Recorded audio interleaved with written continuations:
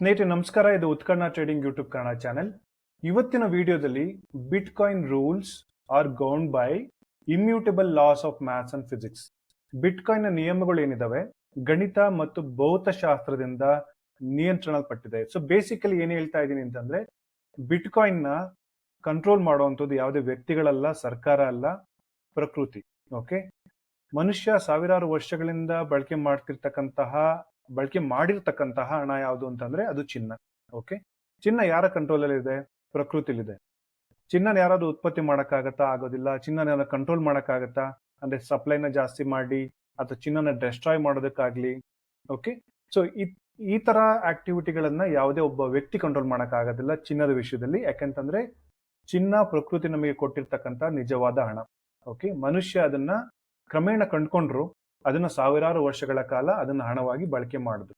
Okay, bitcoin ಕೂಡ ಹಾಗೆ. Bitcoin ಕೂಡ ಪ್ರಕೃತಿಲಿದೆ. ಓಕೆ, ಆದ್ರೆ ಅದನ್ನ ಯಾರು ಕೂಡ ನಿಯಂತ್ರಣದಲ್ಲಿ ಇಟ್ಕೊಳಕ್ ಆಗೋದಿಲ್ಲ, ಬಟ್ ಎಲ್ಲರೂ ಕೂಡ ಉಪಯೋಗಿಸಬಹುದು. ಅದ್ ಹೇಗೆ ಅಂತ ಹೇಳಿ ಈ ವಿಡಿಯೋದಲ್ಲಿ ನೋಡ್ತಾ ಹೋಗೋಣ. Bitcoin rules are enforced by the eternal unchanging laws of maths and physics, not by any government or authority. ಇದು ನಮಗೆ ಗೊತ್ತಿರುವಂತದ್ದೇ. These principles are universal and cannot be altered by any individual or group. Okay, next, ಯಾವ principles ಅಥವಾ ಯಾವ ಒಂದು ವಿಚಾರ ಪ್ರಕೃತಿಲಿ ಇದೆ, ಅದನ್ನ ಗೌನ್ ಮಾಡೋದಕ್ಕೆ ಯಾವುದೇ ವ್ಯಕ್ತಿಗಳಿಗೆ ಅಥವಾ ಇನ್ಸ್ಟಿಟ್ಯೂಷನ್ಸ್ಗೆ ಅದು ಯಾವುದೇ ದೇಶಕ್ಕೆ ಸಾಧ್ಯ ಆಗೋದಿಲ್ಲ. ಪ್ರಕೃತಿಗೆ ಮಾತ್ರ ಸಾಧ್ಯ in the terms of mathematics ಅಥವಾ physics. Okay, so when it comes to safety point of view, protecting passwords and private keys from theft. ಇದನ್ನ ಚಿನ್ನಕ್ಕೆ ಕಂಪೇರ್ ಮಾಡಿ ಹೇಳ್ತೀನಿ. ಸಿಂಪಲ್ ಆಗಿ ಹೇಳ್ಬೇಕು ಅಂತಂದ್ರೆ, ನಾವು ಚಿನ್ನನ ಖರೀದಿ ಮಾಡಿ ಮನೆಗೆ ತಗೊಂಡ್ ಬಂದು ಒಂದು ಲಾಕರ್ ಅಲ್ಲಿ ಇಡ್ತೀವಿ ಅಲ್ವಾ? ಆ ಲಾಕರ್ ಕೀ ನಮ್ಮ ಹತ್ರ ಇರುತ್ತೆ. ಫಾರ್ ಎಕ್ಸಾಂಪಲ್, ಲಾಕರ್ ಕೀ ನಮ್ಮ ಹತ್ರ ಇದ್ರೂ ಕೂಡ ನಾವು ಬೇರೆ ಯಾವ್ದೋ ಊರಿಗೆ ಹೋಗಿದ್ದೀವಿ ಅಂತ ಅನ್ಕೋಣ. ಮನೇಲಿ ಕಳ್ತನ ಆಗ್ಬೋದು, ಯಾರೋ ಬಂದು ನಮ್ಮ ಮನೆ ಬಾಗ್ಲನ್ನ ಒಡೆದು ಲಾಕರ್ ಅಲ್ಲಿ ಇರ್ತಕ್ಕಂಥ ಚಿನ್ನನೂ ಎಲ್ಲ ಕತ್ಕೊಂಡು ಹೋಗ್ಬೋದು. ಸಾಧ್ಯತೆ ಇದೆ ಅಲ್ವಾ? ಎಷ್ಟೊಂದ್ ಕಡೆ ಚಿನ್ನ ಕಳ್ತನ ಆಗಿದೆ ಅಲ್ಲ, ಜ್ಯುವೆಲರಿ ಶಾಪ್ ಅಂಗಡಿಗಳಲ್ಲೇ ಕಳ್ತನ ಆಗಿದೆ. ಸೊ ಬೇಸಿಕಲಿ ಈ ಒಂದು ಚಿನ್ನದ ವಿಷಯದಲ್ಲಿ ಲಾಕರ್ ಕೀ ನಮ್ಮ ಹತ್ರನೇ ಇದ್ರು ಕೂಡ ಲಾಕರ್ನೇ ಮುರಿದ್ ಬಿಡುವುದು. ಆದ್ರೆ ಬಿಟ್ಕಾಯಿನ್ ವಿಚಾರದಲ್ಲಿ ಈ ರೀತಿ ಆಗೋದಿಲ್ಲ. ಎಲ್ಲಿವರೆಗೂ ನಾವು ನಮ್ಮ ಹತ್ರ ಇರ್ತಕ್ಕಂತಹ ಬಿಟ್ಕಾಯಿನ್ ನ ಪಾಸ್ವರ್ಡ್ ಅಥವಾ ಪ್ರೈವೇಟ್ ಕೀಸ್ ಜೋಪಾನವಾಗಿ ಇಟ್ಕೊಳ್ತೀವಿ, ಅಲ್ಲಿವರೆಗೂ ಬಿಟ್ಕಾಯಿನ್ ಅನ್ನ ಯಾರಿಂದನೂ ಕದಿಯೋದಕ್ಕೆ ಸಾಧ್ಯನೇ ಇಲ್ಲ. ಯಾಕಂದ್ರೆ ಬಿಟ್ಕಾಯಿನ್ ಇರೋದು ಬಿಟ್ಕಾಯಿನ್ ನೆಟ್ವರ್ಕ್ ಅಲ್ಲಿ. ಯಾರಾದ್ರೂ ಕದಿಬೇಕು ಅಂದ್ರೆ ಬಿಟ್ಕಾಯಿನ್ ನೆಟ್ವರ್ಕ್ ಅನ್ನು ಕಾಂಪ್ರಮೈಸ್ ಮಾಡಬೇಕು, ಅದು ಸಾಧ್ಯ ಇಲ್ಲ. ಓಕೆ, ಸೊ ಎಲ್ಲಿವರೆಗೂ ನಾವು ನಮ್ಮ ಪ್ರೈವೇಟ್ ಕೀಸ್ ನಮ್ಮ ಹತ್ರನೇ ಇರುತ್ತೆ, ಅಂದ್ರೆ ಎಲ್ಲಿವರೆಗೂ ನಾವು ಅದನ್ನ ತಲೆಯಲ್ಲಿ ನಾವು ಅದನ್ನ ಮೆಮೊರೈಸ್ ಮಾಡ್ಕೊಳ್ತೀವಿ, ಬೈಹ್ಯಾಟ್ ಮಾಡ್ಕೊಳ್ತೀವಿ, ಅಲ್ಲಿವರೆಗೂ ಸಹ ಯಾರು ನಮ್ಮ ಬಿಟ್ಕಾಯಿನ್ ಅನ್ನ ತಮ್ಮ ಕಂಟ್ರೋಲ್ಗೆ ತಗೊಳಕ್ ಸಾಧ್ಯ ಇಲ್ಲ. ಅವ್ರು ಬಂದು ನಮ್ಮ ಮನೇಲಾದ್ರು ಚೆಕ್ ಮಾಡ್ಕೊಳ್ಳಿ, ಆಫೀಸಲ್ಲಾದ್ರೂ ಚೆಕ್ ಮಾಡ್ಕೊಳ್ಳಿ, ನಮ್ಮ ಬ್ಯಾಗು, ಲ್ಯಾಪ್ಟಾಪು, ಅಡಿಗೆ ಮನೆ, ದೇವ್ರ ಮನೆ, ಓಕೆ, ರೂಮ್, ಎಲ್ಲೇ ಹೋಗಿ ನಮ್ ಲಾಕರ್ಸ್ ಎಲ್ಲಾ ಚೆಕ್ ಮಾಡಿದ್ರು, ಬ್ಯಾಂಕ್ ಅಲ್ಲೆಲ್ಲಾ ಚೆಕ್ ಮಾಡಿದ್ರು, ಏನೇ ಮಾಡಿದ್ರು ಬಿಟ್ಕಾಯಿನ್ ಅವ್ರ ಕಂಟ್ರೋಲ್ಗೆ ಹೋಗೋದಿಲ್ಲ. Physics ensures that guessing these numbers is impossible, and even with the entire planet as a massive guessing computer. ನಮ್ಮ ಹತ್ರ ಇರ್ತಕ್ಕಂಥ ಪಾಸ್ವರ್ಡ್ ಅಥವಾ ಪ್ರೈವೇಟ್ ಕೀಸ್ ಏನಿದೆಯಲ್ಲ, ಕದಿಯಕ್ಕಂತೂ ಸಾಧ್ಯ ಇಲ್ಲ, ಯಾಕಂದ್ರೆ ಅದು ನಮ್ಮ ತಲೆಯಲ್ಲಿದೆ. ಸೊ ಅನದರ್ ಪಾಸಿಬಲ್ ವೇ ಅಂತಂದ್ರೆ, ಹ್ಯಾಕರ್ಸ್ ಏನ್ ಮಾಡ್ಬೋದು, ಈ ನಂಬರ್ನ ಗೆಸ್ ಮಾಡ್ಬೋದು. ಓಕೆ, ಇವ್ರು ಯಾವ ಪಾಸ್ವರ್ಡ್ ಇಟ್ಟಿರ್ಬೋದು, ಯಾವ ಪ್ರೈವೇಟ್ ಕೀಸ್ ಯಾವ ರೀತಿ ಬರೆದಿಟ್ಕೊಂಡಿರ್ಬೋದು, ಈ ರೀತಿ ಗೆಸ್ ಮಾಡೋದಕ್ಕೆ ಪ್ರಪಂಚದಾದ್ಯಂತ ಇರ್ತಕ್ಕಂಥ ಎಲ್ಲಾ ಕಂಪ್ಯೂಟರ್ಗಳನ್ನು ಸೇರಿಸಿ ಕಾಂಪಿಟೇಷನ್ ಮಾಡಿದ್ರು ಸಾಧ್ಯ ಇಲ್ಲ, ಗೆಸ್ ಮಾಡೋದಕ್ಕೆ ಸಾಧ್ಯನೇ ಇಲ್ಲ. ಅಷ್ಟು ಡಿಫಿಕಲ್ಟಿ ಇದೆ.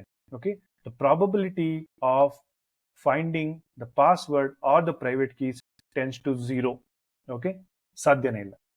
ನೆಕ್ಸ್ಟ್, ಸ್ಪೀಡ್ ವಿಚಾರ ಬಗ್ಗೆ ನೋಡೋದಾದ್ರೆ, ಈಗ ಸೇಫ್ಟಿ ವಿಚಾರ ನೋಡಿದ್ವಿ. ಯಾವುದೇ ರೀತಿ ಎಲ್ಲಿವರೆಗೂ ನಮ್ಮ ಪಾಸ್ವರ್ಡ್ ಅಥವಾ ಪ್ರೈವೇಟ್ ಕೀಸ್ ನಮ್ಮ ಜೊತೆನೇ ಇರುತ್ತೆ, ಅಲ್ಲಿವರೆಗೂ ನಮ್ಮ ಬಿಟ್ಕಾಯಿನ್ ಅನ್ನ ಯಾರಿಂದನೂ ಕಿತ್ಕೊಳ್ಳೋಕೆ ಸಾಧ್ಯನೇ ಇಲ್ಲ. ಸ್ಪೀಡ್ ವಿಚಾರ ನೋಡೋದಾದ್ರೆ, bitcoin ensures a steady pace of 1 block every 10 minutes enforced by maths and physics. Bitcoin ನಲ್ಲಿ ಒಂದು ಡಿಫಿಕಲ್ಟಿ ಅಡ್ಜಸ್ಟ್ಮೆಂಟ್ ಅಲ್ಗಾರಿದಮ್ ಅನ್ನೋದು ಇದೆ.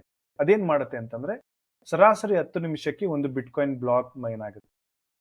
ಯಾರಾದ್ರೂ ಒಬ್ರು ಅತಿ ಹೆಚ್ಚು ಬಿಟ್ಕಾಯಿನ್ ಮೈನ್ ಮಾಡಬೇಕು ಅಂತ ತುಂಬಾನೇ ಹ್ಯಾಶ್ ರೇಟ್ ಕೊಟ್ಟು, ಈಗಿರ್ತಕ್ಕಂತಹ ಡಿಫಿಕಲ್ಟಿ ಲೆವೆಲ್ ಏನಿದೆ, ಫಾರ್ ಎಕ್ಸಾಂಪಲ್ ಒಂದು 20 bits of continuous zeros difficulty ಬರ್ತಾ ಇದೆ ಅಂದ್ರೆ, ಅದಕ್ಕಿಂತ ಹೆಚ್ಚಿನ ಡಿಫಿಕಲ್ಟಿ ಇರ್ತಕ್ಕಂಥ ಹ್ಯಾಶ್ ನ ಜನರೇಟ್ ಮಾಡಿದ್ರು ಅಂತ ಅನ್ಕೋಣ, ಸಾವಿರಾರು ಲಕ್ಷಾಂತರ ಕೋಟ್ಯಾಂತರ ಆಸಿಕ್ ಡಿವೈಸಸ್ ಇಂದ ಅವ್ರು ಏನೇ ಮಾಡೋದು, ಓಕೆ 10 ನಿಮಿಷಕ್ಕೆ ಮುಂಚೆನೆ ಅವರು ಮೈನ್ ಮಾಡ್ಬಿಟ್ರು ಅಂತ ಅನ್ಕೋಣ.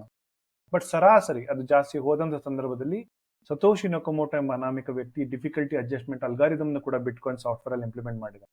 ಇದೇನ್ ಮಾಡುತ್ತೆ ಅಂತಂದ್ರೆ, ಓಕೆ ಬಿಟ್ಕಾಯಿನ್ ಬ್ಲಾಕ್ ಜಾಸ್ತಿ ಸ್ಪೀಡ್ ಆಗಿ ಮೈನ್ ಆಗ್ತಿದ್ರೆ ಅದನ್ನ ಸ್ಲೋ ಮಾಡುತ್ತೆ, ಅಥವಾ ಸ್ಲೋ ಆಗಿ ಮೈನ್ ಆಗ್ತಿದ್ರೆ ಅದನ್ನ ಫಾಸ್ಟ್ ಮಾಡುತ್ತೆ. ಸೊ ಸರಾಸರಿ on N average 10 minutes maintain ಮಾಡುತ್ತೆ. ಸೊ ಯಾರೇ ಆಗ್ಲಿ ಪ್ರಪಂಚದಲ್ಲಿ ಎಲ್ಲೇ ಇಂದ ಯಾವುದೇ ಜಾಗದಲ್ಲಿ ಅವ್ರು ಎಷ್ಟೇ ಪವರ್ಫುಲ್ ಆಗಿ ಅವ್ರ ಹತ್ರ ಎಷ್ಟೇ ಆಸಿಕ್ಸ್ ಡಿವೈಸಸ್ ಇದ್ರೂ ಕೂಡ, ಅವ್ರ ಹತ್ರ ಎಷ್ಟೇ ಹ್ಯಾಶ್ ರೇಟ್ ಅಥವಾ ಹ್ಯಾಶ್ ಪವರ್ ಹೊಂದಿದ್ರು ಸಹ ಸರಾಸರಿ 10 ನಿಮಿಷ ವೇಟ್ ಮಾಡಲೇಬೇಕು. ಓಕೆ, ಯಾಕೆ ವೇಟ್ ಮಾಡಬೇಕು? This is enforced by the maths and the physics. Okay, ಅದ್ರ ಜೊತೆಗೆ ಈ ಒಂದು ಹ್ಯಾಶ್ ರೇಟ್ ಏನ್ ಜನರೇಟ್ ಆಗುತ್ತಲ್ಲ, ಅದಕ್ಕೆ ಅವರು ಪ್ರಕೃತಿಲಿ ಇರ್ತಕ್ಕಂಥ ಎನರ್ಜಿನ ಕೊಡಬೇಕು. ಈ ಎನರ್ಜಿ ಎಲ್ಲಿಂದ ಬೇಕಾದ್ರೂ ತಗೊಳ್ಳಿ, ಅದು ಹೈಡ್ರೋ ಎಲೆಕ್ಟ್ರಿಕ್ ಪ್ರಾಜೆಕ್ಟ್ಸ್ ಆಗಿರ್ಲಿ, ಅಥವಾ ವಾಲ್ಕೆನೋಸ್ ಇಂದ ಬರುವಂತ ಎನರ್ಜಿ ಆಗಿರ್ಲಿ, ನಮ್ಮ ಮನೇಲಿ ಈಗ ಏನು ಕರೆಂಟ್ ಬರುತ್ತೆ ಬೆಸ್ಕಾಮ್ ಇಂದ, ಅಲ್ಲಿಂದ ಜನರೇಟ್ ಮಾಡೋದಾಗಿರ್ಲಿ, ಅಥವಾ ವಿಂಡ್ ಎನರ್ಜಿ ಆಗಿರ್ಲಿ, ಅಥವಾ ನ್ಯೂಕ್ಲಿಯರ್ ಎನರ್ಜಿ ಆಗಿರ್ಲಿ. ಸೊ ಬೇಸಿಕಲಿ ಪ್ರಕೃತಿಲಿ ಇರ್ತಕ್ಕಂತಹ ಡಿಫ್ರೆಂಟ್ ಟೈಪ್ಸ್ ಆಫ್ ಎನರ್ಜೀಸ್, ಎಲ್ಲೆಲ್ಲಿ ಎನರ್ಜಿ ಉತ್ಪಾದನೆ ಆಗ್ತಾ ಇರುತ್ತೆ, ಯಾವುದೇ ಎನರ್ಜಿನ ಬಿಟ್ಕಾಯಿನ್ ಕಡೆ ಮುಖ ಮಾಡಿದ್ರೆ ಓಕೆ ಅತಿ ಹೆಚ್ಚು ಎನರ್ಜಿನ ಕೊಡಬೇಕು. ಯಾಕಂದ್ರೆ ಬಿಟ್ಕಾಯಿನ್ ಮೈನಿಂಗ್ ಆಗಬೇಕು ಅಂದ್ರೆ ಕರೆಂಟ್ಲಿ ಡಿಫಿಕಲ್ಟಿ ಲೆವೆಲ್ ತುಂಬಾನೇ ಜಾಸ್ತಿ ಇದೆ. So in a way it is directly connected to the physics or nature ಅಂತ ಹೇಳ್ಬೋದು. ಪ್ರೂಫ್ ಆಫ್ ವರ್ಕ್, ಯಾರು ಕಷ್ಟಪಟ್ಟು ಮೈನ್ ಮಾಡ್ತಾರೆ ಅವ್ರಿಗೆ ಚಿನ್ನ ಸಿಗೋದು. ಅದೇ ರೀತಿ ಯಾರು ಕಷ್ಟಪಟ್ಟು ಎನರ್ಜಿನ in the form of hashes ಕೊಡ್ತಾರೆ, ಕರೆಂಟ್ ಡಿಫಿಕಲ್ಟಿ ಲೆವೆಲ್ಗಿಂತ ಜಾಸ್ತಿ ಡಿಫಿಕಲ್ಟಿ ಲೆವೆಲ್ ಇರ್ತಕ್ಕಂಥ ಹ್ಯಾಶ್ ನ ಜನರೇಟ್ ಮಾಡ್ತಾರೆ, ಅವರು ಅದನ್ನ ನೋಡಿ, ಓಕೆ ಕರೆಂಟ್ ಡಿಫಿಕಲ್ಟಿ ಲೆವೆಲ್ ಇಷ್ಟಿದೆ ಬಿಟ್ಕಾಯಿನ್ ನೆಟ್ವರ್ಕ್ ಅಲ್ಲಿ, ನಾನು ಜನರೇಟ್ ಮಾಡಿರ್ತಕ್ಕಂಥ ಹ್ಯಾಶ್ ಬಿಟ್ಕಾಯಿನ್ ನೆಟ್ವರ್ಕ್ ಡಿಫಿಕಲ್ಟಿ ಹ್ಯಾಶ್ಗಿಂತ ಜಾಸ್ತಿ ಇದೆ ಅಂತ ಹೇಳಿ ಎಲ್ಲ ಸಾಫ್ಟ್ವೇರ್, ಬಿಟ್ಕಾಯಿನ್ ಸಾಫ್ಟ್ವೇರ್ಗೆ ಯಾರೆಲ್ಲ ಸಾಫ್ಟ್ವೇರ್ ರನ್ ಮಾಡ್ತಿರ್ತಾರೆ ಅವ್ರಿಗೆ with the proof of work mechanism ಹೇಳ್ತಾರೆ. ಅಲ್ಲಿ ಸಾಫ್ಟ್ವೇರ್ ವ್ಯಾಲಿಡೇಟ್ ಮಾಡುತ್ತೆ, ಎಸ್ ಓಕೆ ಇವರು ಅವ್ರ ಹತ್ರ ಇರ್ತಕ್ಕಂಥ ಆಸಿಕ್ ಡಿವೈಸಸ್ ಅಥವಾ ಎನರ್ಜಿ ಬಳಸ್ಕೊಂಡು ಈ ಒಂದು ಹ್ಯಾಶ್ ನ ಜನರೇಟ್ ಮಾಡಿದ್ದಾರೆ. ಇದ್ರದ್ದು difficulty level currently bitcoin network ಅಲ್ಲಿ ಏನ್ ನಡೀತಾ ಇದೆ ಡಿಫಿಕಲ್ಟಿ ಲೆವೆಲ್ ಅದಕ್ಕಿಂತ ಜಾಸ್ತಿ ಇದೆ ಅಂತ ಗೊತ್ತಾಗುತ್ತೆ. ಇದನ್ನ ವ್ಯಾಲಿಡೇಟ್ ಮಾಡೋದು ಅಗೇನ್ ಇಸ್ ಬಿಟ್ಕಾಯಿನ್ ಸಾಫ್ಟ್ವೇರ್, ಯಾವುದೇ ಮನುಷ್ಯ ಅಲ್ಲ. ಪ್ರೂಫ್ ಆಫ್ ವರ್ಕ್ ಅವ್ರಿಗೆ ಅವ್ರು ತೋರಿಸ್ತಾರೆ, ಹಾಗಾಗಿ ಅವ್ರಿಗೆ ಬಿಟ್ಕಾಯಿನ್ ನೆಕ್ಸ್ಟ್ ಬಿಟ್ಕಾಯಿನ್ ಬ್ಲಾಕ್ ನ ಮೈನ್ ಮಾಡುವಂತ ಅವಕಾಶ ಸಿಗುತ್ತೆ. ಆ ಸಮಯದಲ್ಲಿ ಯಾರೆಲ್ಲ ಟ್ರಾನ್ಸಾಕ್ಷನ್ ಮಾಡಿರ್ತಾರೆ ಅದನ್ನ ಟ್ರಾನ್ಸಾಕ್ಷನ್ ನ ಇನ್ಕ್ಲೂಡ್ ಮಾಡುವಂತ ಅವಕಾಶ ಅವ್ರಿಗೆ ಸಿಗುತ್ತೆ. So the proof of work and difficulty adjustment algorithms helps self-regulate its speed. So basically ಈ ಸೇಫ್ಟಿ ಅಥವಾ ಸ್ಪೀಡ್ ಅಥವಾ ಏನಿದೆ ಇವೆಲ್ಲವೂ ಕೂಡ ಪ್ರಕೃತಿಗೆ ಹೊಂದಾಣಿಕೆ ಆಗಿರುವಂಥದ್ದು. Okay, in the sense Einstein ಅವರು ಕೊಟ್ಟಿರ್ತಕ್ಕಂಥ E=mc² ಆಗಿರ್ಬೋದು, ಅಥವಾ ನ್ಯೂಟನ್ಸ್ ಲಾಸ್ ಆಫ್ ಫಿಸಿಕ್ಸ್ ಆಗಿರ್ಬೋದು, ಪೈಥಾಗರಸ್ ಥಿಯರಮ್ ಆಗಿರ್ಬೋದು, ಇವೆಲ್ಲವೂ ಕೂಡ ಈಗಲೂ ಬಳಕೆ ಆಗ್ತಿರ್ತಕ್ಕಂಥದ್ದೇ. ಯಾಕೆಂತಂದ್ರೆ ಅದು ಪ್ರಕೃತಿಲಿದೆ. ಓಕೆ, ಪ್ರಕೃತಿಲಿ ಇಲ್ದಲೇ ಇರ್ತಕ್ಕಂತಹ ಯಾವುದನ್ನು ಕೂಡ ಫಿಸಿಕ್ಸ್ ಅಲ್ಲಿ ಫಾರ್ಮುಲಾ ಆಗಿ ಬರ್ದಿಲ್ಲ, ಕರೆಕ್ಟ್ ಅಲ್ವಾ? ಸೊ ಪ್ರಕೃತಿಲಿ ಇರ್ತಕ್ಕಂಥದ್ದನ್ನೇ ಈಗಲೂ ಬಳಸ್ತಾ ಇರ್ತಕ್ಕಂಥದ್ದು, ಮತ್ತೆ ಅದನ್ನ ರಾಂಗ್ ಆಗಿ ಯಾರು ಕೂಡ ಪ್ರೂವ್ ಮಾಡಕ್ ಸಾಧ್ಯ ಇಲ್ಲ. E=mc² ನ ರಾಂಗ್ ಅಂತ ಪ್ರೂವ್ ಮಾಡಕ್ ಸಾಧ್ಯ ಇಲ್ಲ. ಅದೇ ರೀತಿ F=ma ಅನ್ನೋದು ಕೂಡ ರಾಂಗ್ ಆಗಿ ಪ್ರೂವ್ ಮಾಡಕ್ ಸಾಧ್ಯ ಇಲ್ಲ. ಆಮೇಲೆ ಪೈಥಾಗರಸ್ ಥಿಯರಮ್ ಆಗಿರ್ಲಿ ಅಥವಾ ಸಿ ವಿ ರಾಮನ್ ಎಫೆಕ್ಟ್ ಆಗಿರ್ಲಿ, ಯಾವುದನ್ನು ಕೂಡ ರಾಂಗ್ ಆಗಿ ಪ್ರೂವ್ ಮಾಡಕ್ ಸಾಧ್ಯ ಇಲ್ಲ. ಈ ಒಂದು blood groups, okay, O positive, O negative, A positive, A negative, AB positive, ಇದು ಪ್ರಕೃತಿಲಿದೆ. ಹಾಗಾಗಿ ಪ್ರಕೃತಿಲಿ ಇರೋದನ್ನ ತಪ್ಪು ಅಂತ ಹೇಳಿ ಸಾಬೀತುಪಡಿಸೋದಕ್ಕೆ ಯಾರಿಂದನೂ ಸಾಧ್ಯ ಇಲ್ಲ. ಸೊ ಹಾಗಾಗಿನೇ ಬಿಟ್ಕಾಯಿನ್ ನ ಒಂದು ಡಿಸ್ಕವರಿ ಅಂತ ಹೇಳ್ತಾರೆ. ಯಾಕೆಂತಂದ್ರೆ ಅದು ಪ್ರಕೃತಿಲಿ ಇತ್ತು, in the area of cyber space or cryptography. ಅದನ್ನ ಸತೋಶಿ ನಕಮೋಟೋ ಎಂಬುವಂತಹ ಅನಾಮಿಕ ವ್ಯಕ್ತಿ ಅದನ್ನ ಅನ್ವೇಷಣೆ ಮಾಡಿದ್ರು. ಹಾಗಾಗಿ ಬಿಟ್ಕಾಯಿನ್ ನಾವು ಅನ್ವೇಷಣೆ ಅಂತ ಕರಿತೀವಿ, ಕ್ರಿಯೇಷನ್ ಅಂತ ಕರೆಯೋದಿಲ್ಲ. ಯಾಕೆಂದ್ರೆ ಜಗತ್ನಲ್ಲಿ ಇರುವಂತ ಯಾವುದೇ ಅನ್ವೇಷಣೆ ಆಗಿಲ್ಲ ಅದು ಒಂದೇ ಸಲ ಆಗೋದು, ಪದೇ ಪದೇ ಆಗೋದಿಲ್ಲ. That's the one of the reason bitcoin ಹೊರತುಪಡಿಸಿ ಅದಾದ ನಂತರ ಬಂದಂತಹ ಯಾವುದೇ ಕ್ರಿಪ್ಟೋ ಕರೆನ್ಸಿ ಅಂತ ಹೇಳ್ಕೊಂಡ್ ಬಂದಿರ್ತಕ್ಕಂಥ ಪ್ರಾಜೆಕ್ಟ್ ಯಾವುದು ಕೂಡ ಸಕ್ಸಸ್ ಆಗಿಲ್ಲ, ಆಗೋದು ಇಲ್ಲ. 35,000ಕ್ಕೂ ಹೆಚ್ಚು ಪ್ರಾಜೆಕ್ಟ್ಗಳು ಬಂದಿದೆ. ಯಾಕೆಂತಂದ್ರೆ ನಾನು ಹೇಳ್ದಾಗೆ ಡಿಸ್ಕವರಿ ಜಗತ್ನಲ್ಲಿ ಆಗೋದು ಒಂದೇ ಸಲಿ, ಸಿ ವಿ ರಾಮನ್ ಎಫೆಕ್ಟ್ ಕಂಡಿಡಿದಿದ್ದು ಒಂದೇ ಸಲಿ, F=ma ಕಂಡಿಡಿದಿದ್ದು ಒಂದೇ ಸಲಿ, is equal to MC square ಕಂಡುಹಿಡಿದಿದ್ದು ಒಂದೇ ಸಲಿ, ಪೈಥಾಗರಸ್ ಥಿಯರಂ ಕೂಡ ಕಂಡುಹಿಡಿದಿದ್ದು ಒಂದೇ ಸಲಿ. ಪ್ರಪಂಚದಲ್ಲಿ ಯಾವುದೇ ಡಿಸ್ಕವರಿಗಳಾಗಿದ್ದಾವೆ ಅವೆಲ್ಲವೂ ಕೂಡ ಆಗೋದು ಒಂದೇ ಸಲಿ. ಅದಾದ ನಂತರ ಡಿಸ್ಕವರಿಗಳಿಗೆ ಯಾವುದೇ ರೀತಿ ಬೆಲೆ ಇರೋದಿಲ್ಲ. The Bitcoin mechanism rooted in nature through maths and physics are immune to influence or attacked by governments, corporations and individuals. ಪ್ರಕೃತಿಯಲ್ಲಿ ಇರ್ತಕ್ಕಂತಹ ವಿಚಾರಗಳನ್ನ ಯಾವುದೇ ಸರ್ಕಾರ ಆಗಿರ್ಲಿ, ಕಾರ್ಪೊರೇಷನ್ಸ್ ಆಗಿರ್ಲಿ, ಇಂಡಿವಿಜುವಲ್ಸ್ ಆಗಿರ್ಲಿ ಅಳ್ಸಾಕೋದಕ್ಕೆ ಸಾಧ್ಯ ಇಲ್ಲ, ಅಥವಾ ಅದ್ರ ಮೇಲೆ ಕಂಟ್ರೋಲ್ ತಗೊಳ್ಳೋಕೆ ಸಾಧ್ಯ ಇಲ್ಲ. ಈಗ E=MC ಸ್ಕ್ವೇರ್, F=MA ಅಥವಾ ಪೈಥಾಗರಸ್ ಥಿಯರಂ ಯಾವುದೇ ಪ್ರಕೃತಿಯಲ್ಲಿ ಡಿಸ್ಕವರ್ ಆಗಿರ್ತಕ್ಕಂಥ ವಿಚಾರಗಳೇನಿರ್ಲಿ ಸರ್ಕಾರ ಕಂಟ್ರೋಲ್ ತಗೊಳಕ್ ಸಾಧ್ಯನೇ ಇಲ್ಲ ಅಲ್ಲ, ಯಾಕಂದ್ರೆ ಅವ್ರ ಕಂಟ್ರೋಲ್ ಅಲ್ಲಿ ಇಲ್ವೇ ಇಲ್ಲ. ಅದೇ ರೀತಿ ಯಾವುದೇ ರೀತಿ ಪ್ರೊಟೆಸ್ಟರ್ ಆಗಿರ್ಲಿ, ಬ್ಯಾಂಕರ್ ಆಗಿರ್ಲಿ, ಹ್ಯಾಕರ್ ಆಗಿರ್ಲಿ, ಆರ್ಮಿ ಆಗಿರ್ಲಿ, ಇನ್ ಯಾವುದೇ ವಿಚಾರಗಳು ಬಂದರೂ ಸಹ ಈ ಒಂದು ಇಮ್ಯೂಟಬಲ್ ರೂಲ್ಸ್ ಏನಿದೆ ಇದನ್ನ ಚೇಂಜ್ ಮಾಡೋಕ್ ಸಾಧ್ಯ ಇಲ್ಲ. E=MC ಸ್ಕ್ವೇರ್ ನ ಚೇಂಜ್ ಮಾಡಕ್ ಸಾಧ್ಯ ಇಲ್ಲ. ಚೇಂಜ್ ಮಾಡೋದು ಕೂಡ ಅದು ಪ್ರಕೃತಿಲಿ ವರ್ಕ್ ಆಗಲ್ಲ.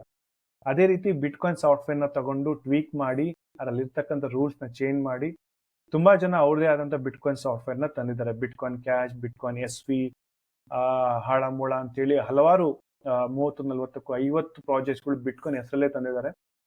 ಸುಮಾರು 8,000ರಿಂದ 10,000 ಇರ್ಬೋದು, ಅಥವಾ 35,000ಕ್ಕೂ ಹೆಚ್ಚು ಕ್ರಿಪ್ಟೋ ಕರೆನ್ಸಿಗಳು ತಮ್ಮದೇ ಆದಂತ ಡಿಸೈನ್ ಅಲ್ಲಿ ಎಷ್ಟೊಂದು ಜನ ತಂದಿದ್ದಾರೆ.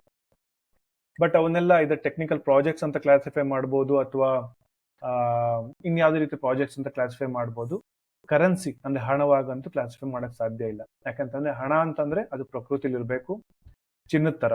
ಓಕೆ, ಯಾರೊಬ್ರದ್ದು ಕಂಟ್ರೋಲ್ ಅಲ್ಲಿ ಇರಬಾರ್ದು, ಯಾರು ಕೂಡ ಅದನ್ನ ಡೆಸ್ಟ್ರಾಯ್ ಮಾಡಕ್ ಆಗ್ಬಾರ್ದು, ಎಲ್ಲರಿಗೂ ಕೂಡ ಸಿಗ್ಬೇಕು. ಅದಾದಾಗ ಮಾತ್ರ ಅದು ಹಣ ಆಗಿ ಬಳಕೆ ಮಾಡಕ್ ಸಾಧ್ಯ. Next, bitcoin offers trust in unchanging laws of physics and maths, not in promises made by bureaucrats or politicians to safeguard your savings. ನಾವು ಕಷ್ಟಪಟ್ಟು ದುಡ್ದಿರ್ತಕ್ಕಂಥ ದುಡ್ಡು ಪ್ರಕೃತಿಯ ಮಡಿಲಲ್ಲಿ ಇರಬೇಕು ಸ್ನೇಹಿತರೆ, ವೆರಿ ಇಂಪಾರ್ಟೆಂಟ್. ಚಿನ್ನ ನಾವೇನು ಬಳಕೆ ಮಾಡಿ ಸಾವಿರಾರು ವರ್ಷಗಳಿಂದ ಬಳಕೆ ಮಾಡಿದೀವಿ, ಈಗಲೂ ಕೂಡ ಚಿನ್ನವನ್ನ ನಾವು ಕರೆನ್ಸಿಯಾಗಿ ಬಳಕೆ ಮಾಡ್ತಾ ಇಲ್ಲ, ಯಾವುದೇ ಸ್ಟೋರ್ ಆಫ್ ವ್ಯಾಲ್ಯೂ ನಾವು ಅದನ್ನ ಬಳಕೆ ಮಾಡ್ತಾ ಇದೀವಿ. ಚಿನ್ನನ ತಗೊಂಬಂದು ಇಟ್ಕೊಂಡ್ರೆ ಚಿನ್ನದ ಬೆಲೆ ಜಾಸ್ತಿ ಆಗುತ್ತೆ ಅಂತ ಜಗತ್ನಲ್ಲಿ ಇರ್ತಕ್ಕಂಥ ಎಲ್ಲರಿಗೂ ಗೊತ್ತು. ಯಾಕೆಂತಂದ್ರೆ ಚಿನ್ನನ ಅಷ್ಟು ಸುಲಭವಾಗಿ ಉತ್ಪತ್ತಿ ಮಾಡಕ್ ಆಗೋದಿಲ್ಲ. ಪ್ರಪಂಚದಾದ್ಯಂತ ಎಲ್ಲರೂ ಕೂಡ ಚಿನ್ನ ಬಳಕೆ ಮಾಡ್ತಾರೆ, ಮತ್ತು ಚಿನ್ನ ಯಾರೇ ಬಂದು ಡಿಮಾನಿಟೈಸ್ ಕೂಡ ಮಾಡೋಕ್ಕಾಗೋದಿಲ್ಲ. ಓಕೆ, ರಾತ್ರಿ ಬಂದು ಓಕೆ ಚಿನ್ನಕ್ಕೆ ಬೆಲೆ ಇಲ್ಲ ಅಂತಂದ್ರೆ ಯಾವ ಜನನು ಕೂಡ ನಂಬೋದಿಲ್ಲ.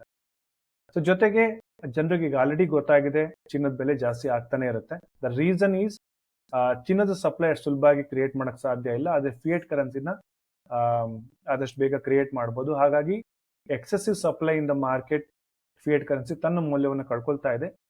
ಚಿನ್ನದ ಬೆಲೆ in terms of fiat currency ಅಂದ್ರೆ ಭಾರತದ ರೂಪಾಯಿ ಅಥವಾ ಅಮೆರಿಕ ಡಾಲರ್, ಜಗತ್ತಿನಾದ್ಯಂತ ಇರ್ತಕ್ಕಂಥ ಎಲ್ಲಾ ಕರೆನ್ಸಿ ಮಾಪನದಲ್ಲಿ ಹೇಳಿದ್ರೆ ಚಿನ್ನದ ಬೆಲೆ ಜಾಸ್ತಿ ಆಗ್ತಾ ಇದೆ.